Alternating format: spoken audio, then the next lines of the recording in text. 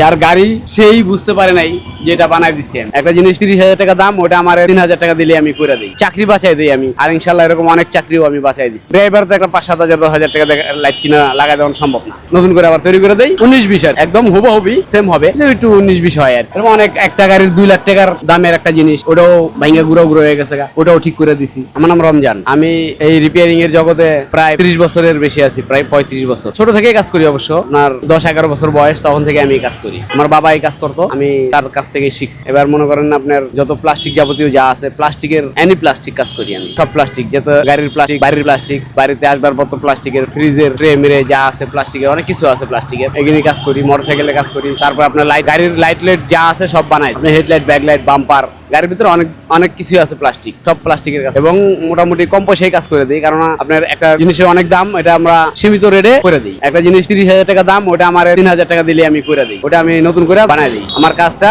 আমি মন থেকে করি, ইনশাল্লাহ মনে করেন চেষ্টা করি যাতে জিনিসটা মোটামুটি হুবহুব হয়, কারণ এটা হাতের কাজ, এটা একটু 19-20 হতেই পারে। তারপরেও চেষ্টা করি যতটুকু সম্ভব করে দেওয়া। না একই জায়গায় এখানে করতে পারছি না অবশ্য, আমি এখানে আছি প্রায় 20 বছরের মতো। আর এর আগে ছিলাম বাংলা মোটর আমরা প্রথম দোকানদার ছিলাম বাংলা মোটরে। ওইখানে যারা 25 বছর আগে মিস্ত্রি, ওরা আমাদের কাছ থেকে কাজ শিখছে, আমার শিষ্য। আমি ওইখান থেকে 2003 সালে মিরপুর আইছি। হ্যাঁ, অনেকেই হ্যাঁ খুশি হয়, অনেকের প্রয়োজন, অনেকের চাকরি বাঁচাই দিই আমি। অনেকের ভেঙে গেছে, মালিক দেখলে মনে করেন যে আপনার জিনিসটা, ওনার চাকরিটা নিয়ে টানা লেগে যাবে, তখন আমি এটারে মন দিয়ে ঠিক করে দেই যাতে ওনার চাকরিটাও বাঁচে। আর ইনশাল্লাহ এরকম অনেক চাকরিও আমি বাঁচাই দিচ্ছি। কারণ অনেকের ভেঙে গেছে, মালিক তো মাইনে নিবে না, ভাঙছো কেন, তুমি এটারে ঠিক করবা। তেমন একটা লাইটের দাম 10,000, 12,000, 5-7,000, কারণ ওই ড্রাইভার তো একটা 5-7,000 10,000 টাকা লাইট কিনা লাগাই দেওয়া সম্ভব না। তাই আমাদের কাছে নিয়ে আসলে আমরা ওটা আমরা নতুন করে আবার তৈরি করে দেই 19-20 একদম হুবহুবি সেম হবে, একটু 19-20 হয় আর হাতের কাজ। আর হলো মেশিনে তৈরি করে, আমরা হাতে তৈরি করে দিই, এটা প্র্যাকটিক্যালি সম্পূর্ণ হাতের কাজ। এই যে কিছুদিন আগে মনে করেন যে একটা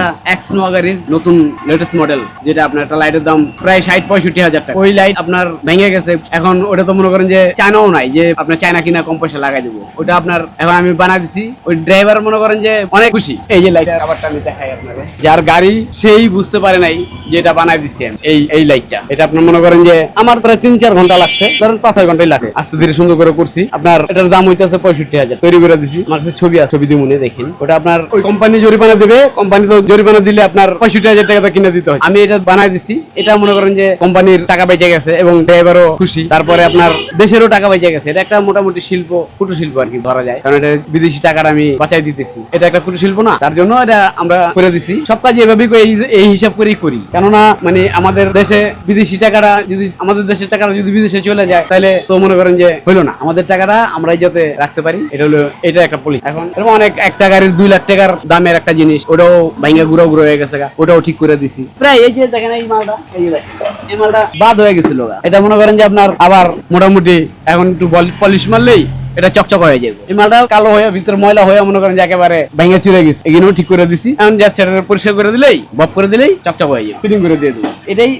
এটা কিনতে গেলে আপনি মনে করেন প্রায় ডুপ্লিকেট কিনলেও 1500-18,000 টাকা লাগে, আমার 600 টাকা 700 টাকা দিলেই। এখন এইভাবে মনে করেন যে আপনারা, যেহেতু আমার দোকানের ঠিকানাটা হচ্ছে মিরপুর জনতা হাউজিং 1 নম্বর, জনতা হাউজিং মেন রোডে।